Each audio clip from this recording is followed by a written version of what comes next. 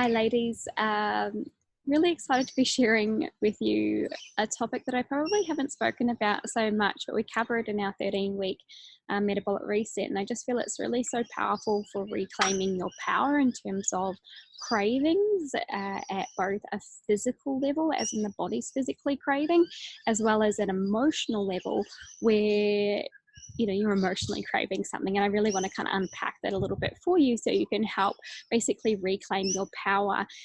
This is really powerful if you kind of feel a little bit up and down in terms of emotions, feeling at all in times like you don't have control, like you're out of control, like maybe something that's external to you has power over you or has control over you. If you experience cravings of different kinds, sometimes that can feel like maybe there's something wrong with you, but I'm going to show you that's certainly not the case. But also you can kind of really be quite harsh on yourself, feeling like maybe you lack discipline, which also, once you understand this programming, it's going to help you sort of not be so hard on yourself, I think. So by sort of putting these things into practice I'm going to share with you, you can really eliminate cravings both at a physical level, as in the body doesn't physically crave anymore, but also emotionally, the body is, we're emotionally, I guess, fulfilled and nourished so that you don't emotionally crave certain things, which I'll explain through food as well. So I want to, I guess, unpack a little bit with regards to physical cravings. So this tends to be like if you're craving sugar, this comes from a place of the body wanting to burn sugar. And so you've probably learned a lot from the videos where I sort of, I guess, delve into what drives glucose and sugar burning, as well as what drives fat burning.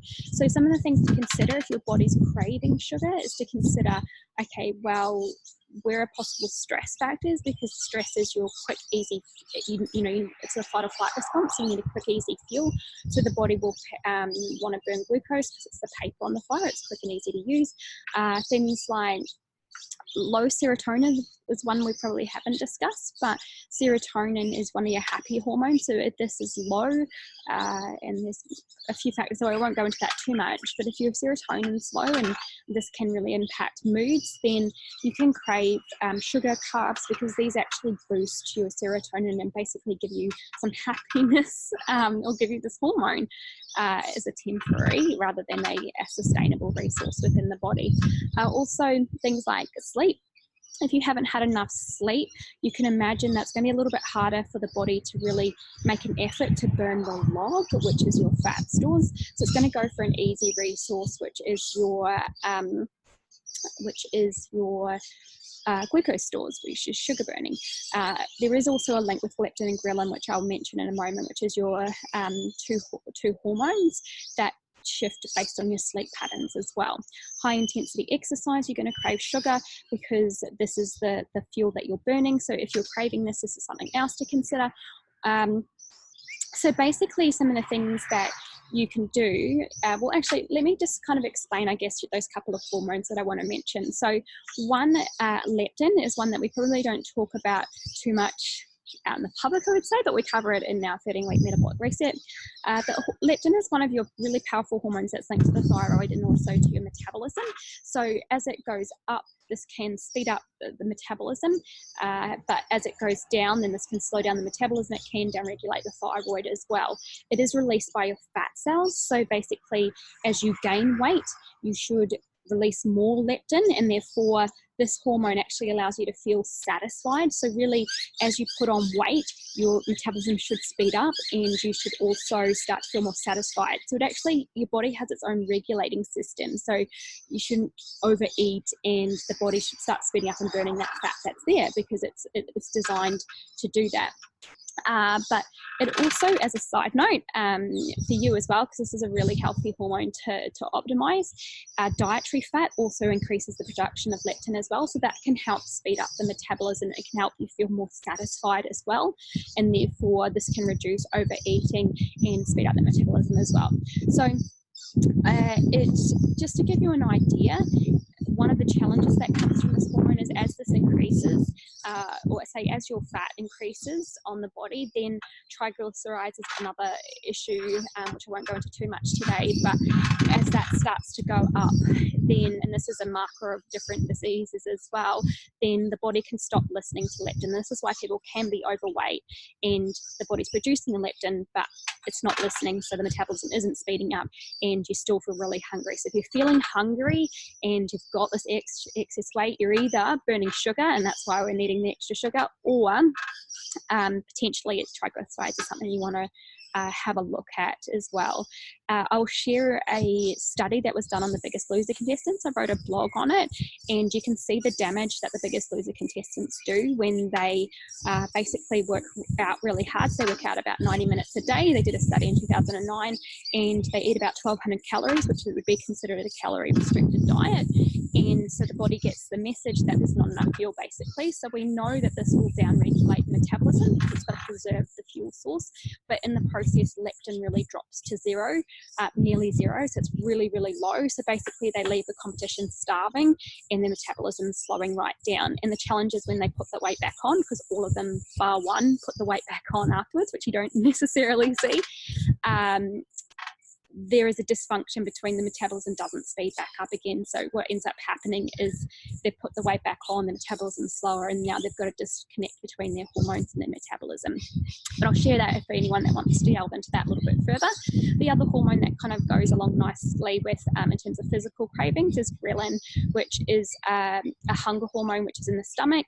It's pretty fast acting. It can lead to weight increase, but it is designed to allow, as it goes up, it actually can make you feel hungry. So something to consider with your sleep, I mentioned before, is that if you get good sleep, leptin goes up, ghrelin goes down, so you feel satisfied. The opposite happens when you're not getting enough sleep, so you tend to be more hungry. And of course, you're going to crave sugar and carbs because that's the easy fuel when you're not getting sleep. So just keeping in mind those things as well.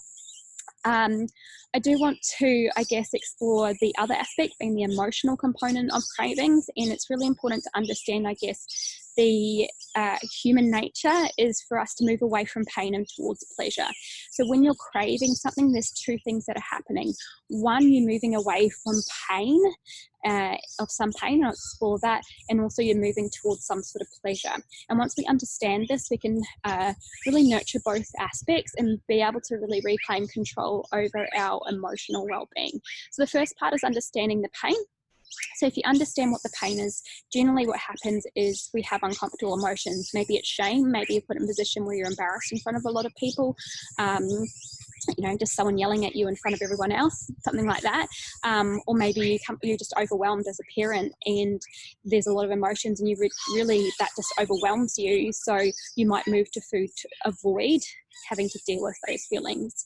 The second part would be that you're moving towards foods, particularly sugar and carbohydrates, because they're going to boost that serotonin and make you feel good, and you're in control of that, right? Where before you weren't in control of those feelings. So understanding this means that you can also really connect with your pleasure. So there's three things that I'd like to throw out towards you. One, physical part is to balance your hormones, so to physical cravings. So you balance your hormones, you activate that fat metabolism. So that's really reducing stress, worry, anger, getting quality sleep, reducing insulin, all the things that we talk about in terms of that lifestyle. And this is going to reduce the cravings, so you actually physically don't crave these anymore. Then you can tackle the emotional cravings, and that means one, pleasure, looking at reprogramming where you get your pleasure. There's lots of different ways that you can do this, but one thing I want you to consider is love and joy. What gives you love and joy in this life? And I would challenge you to consider, if you're really craving sugar and carbohydrates, that this aspect's missing in life at the moment. And that's why you literally get this boost of this hormone from the food. So how can you activate more love and more joy in your life? What are the things that do that? Is that going down to the beach? Is that connecting with loved ones? Is that having, just having a coffee by yourself?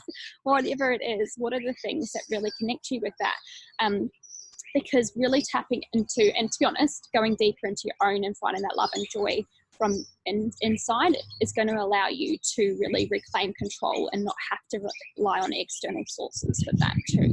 The final part would be going into the pains. I don't know if you guys have heard of shadow work, but I would encourage you to explore your shadows, and that would be really going into, I guess, that pain, those emotions that are uncomfortable, and really delving into why were those emotions there, what are the thoughts, what are the feelings, really go into the unconscious stuff. And once you shine a line on it, I promise you it isn't as bad as it is when you kind of push it down and don't want to deal with it. Do it in a safe environment with people that you care about, or in a way that doesn't feel too overwhelming for you. I honestly just suggest 5 minutes to start with. So let's say you want to go and eat some food. It would be like, okay, give me 5 minutes, and then you would go, okay, what am I actually feeling? What are my actual thoughts that are happening right now? So you can shine a light on your programming, and then feel those feelings for 5 minutes, so you can actually be what I would call like increase your emotional resilience, because you're actually exposing yourself to these uncomfortable emotions over a longer period of time. And then once that 5 minutes is up, you can go, okay, now I'm going to go have some food, and just pick a better option than you would in the past. Make some healthy treats, or so you're still getting, this is the balance of both, so that you can still nurture all aspects of yourself, and you're constantly moving forward, as opposed to going off the wagon. So I'd love to hear which part of that resonates most with you, and what action you're going to put into place this week.